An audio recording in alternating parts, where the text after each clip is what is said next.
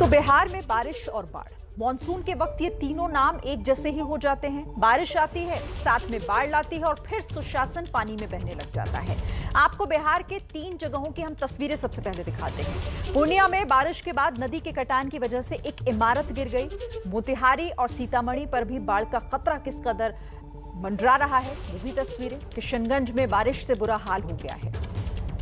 तो पूर्णिया, किशनगंज और मोतिहारी की 3 तस्वीरें इस वक्त आपके टेलीविजन सेट पर हैं। आप देखें इन तस्वीरों को कि जब बिहार में बारिश होती है, जब मानसून की दस्तक होती है, तो क्या हाल हो जाता है, आम लोग किस तरह से प्रभावित होते हैं। और सुशासन की जिस तस्वीर को हम इस तरह से देखते हैं तो फिर जहन में एक ही राज्य आता है, वो है बिहार।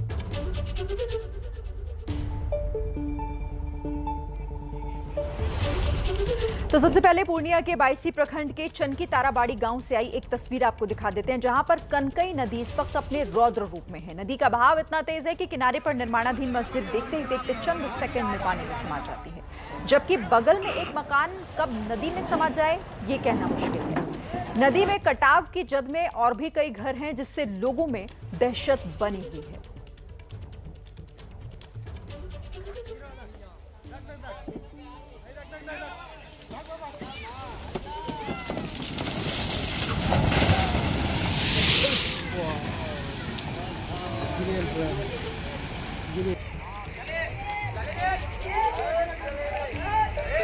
तो देखिए आप, ये बिहार के पूर्णिया की तस्वीरें हैं। किस तरह से यहाँ पर जब नदी में कटाव शुरू होता है मिट्टी का, तो उसके बाद कैसे सब कुछ जमींदोज हो जाता है। वहां पर बनी एक इमारत किस तरह से पानी में समा गई। पूर्णिया की तस्वीर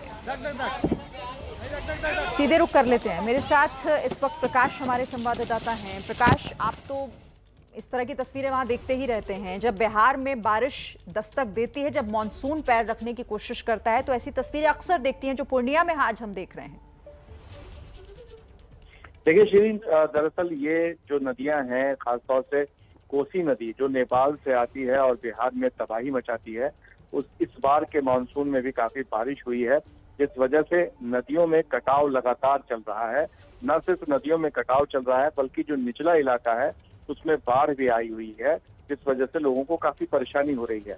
चाहे वो पूर्णिया हो, किशनगंज, कटिहार, इन इलाकों में उफनती नदियां वो परेशान कर रही हैं और कई लोग जो हैं वो ऊंचे स्थान पर स्थल ग्रहण कर चुके हैं। वहां पर स्थानीय लोग जो हैं वहां स्थानीय तौर पे, स्थायी तौर पे नहीं, अस्थायी तौर पे निवास स्थान बना चुके हैं। खासतौर से जो दूसरे इलाके हैं आसपास के, जहां पर कि सीतामढ़ी, समस्तीपुर, इन सब इलाकों में जो है वो पानी जो है लगातार अपने खतरे का निशान होता है उससे ज्यादा ऊपर बह रही है, जिस वजह से बाढ़ की आशंका के मद्देनजर जल संसाधन विभाग जो है वो अलर्ट मोड में है। लेकिन कई जगहों पर जो छोटे छोटे बांध हैं उनमें कटाव हो गया है, जिस वजह से बाढ़ की स्थिति पैदा हो गई है। मोतिहारी जिले में कई ऐसे स्थान हैं जहां पर कि लगातार पानी का जलस्तर जो है वो बढ़ता जा रहा है, जिस वजह से बाढ़ का खतरा मंडरा रहा है। इन पूरे इलाकों में क्योंकि लगातार बारिश हो रही है, नेपाल के तराई क्षेत्र में उसका असर पड़ रहा है। जी ठीक है प्रकाश, शुक्रिया आपका इस जानकारी के लिए। तो देखिए जिस तरह से पानी बढ़ता है, नदी का जलस्तर बढ़ता है और फिर कटाव भी शुरू हो जाता है। तो बिहार के किशनगंज जिले में भी लगातार बारिश की वजह से कई इलाकों का जिला मुख्यालय से संपर्क टूट चुका है। जिला मुख्यालय जाने के लिए लोग अररिया के रास्ते पहुंच रहे हैं। बाढ़ ने लोगों की चुनौतियों को यहाँ काफी हद तक बढ़ा दिया है। कुछ लोगों के मुताबिक खाने पीने की चीजों की दिक्कत भी लोगों के सामने बड़ी परेशानी बनी।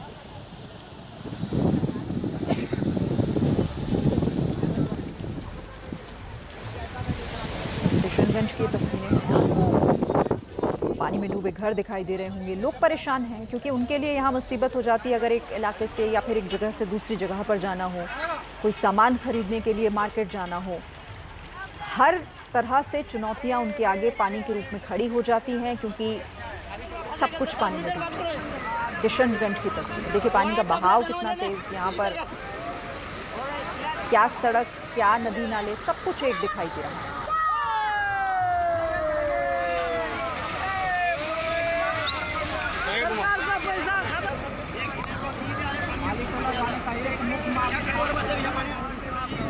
और किशनगंज के बाद अगली तस्वीर है मोतिहारी की। बिहार में मोतिहारी की भी कैसे इस वक्त जब पानी बढ़ता है, क्योंकि बारिश अगर लगातार हो जाए तो यहाँ भी लोगों को इसी तरह की दिक्कतों का सामना करना पड़ता है। पानी में ही किसी तरह से उसे पार करके दूसरी जगह पर पहुंचना होता है, और ऐसे में कई इलाके ऐसे भी होते हैं जिनका जिला मुख्यालय से पूरी तरीके से संपर्क टूट जाता है।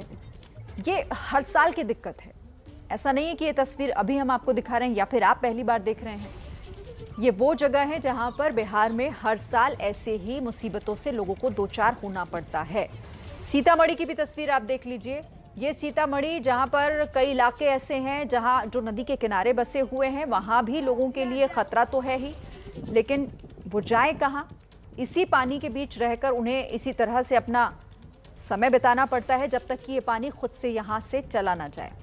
प्रशासन की कोशिशें तो होती हैं, लेकिन उसका असर होता हुआ दिखाई नहीं देता, क्योंकि अगर बारिश लगातार हो जाए, नदियां उफान पर आ जाती हैं और फिर उसका पानी रास्ता बदलकर लोगों के घरों तक पहुंच जाता है।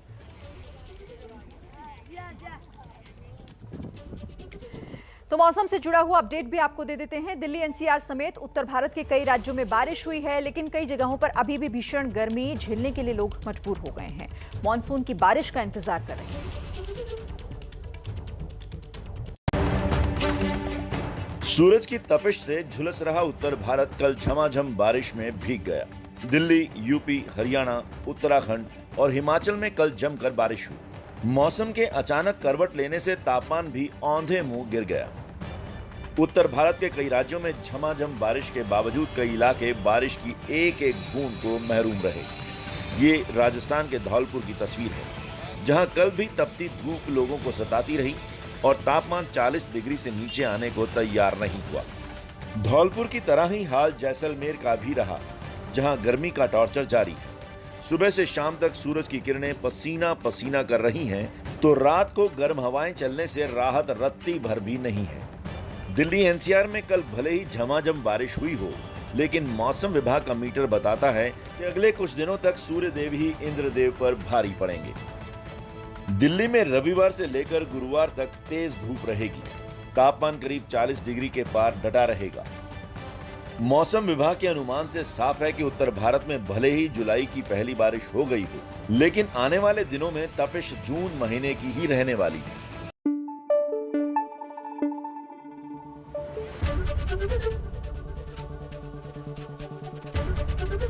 एबीपी न्यूज आपको रखे आगे।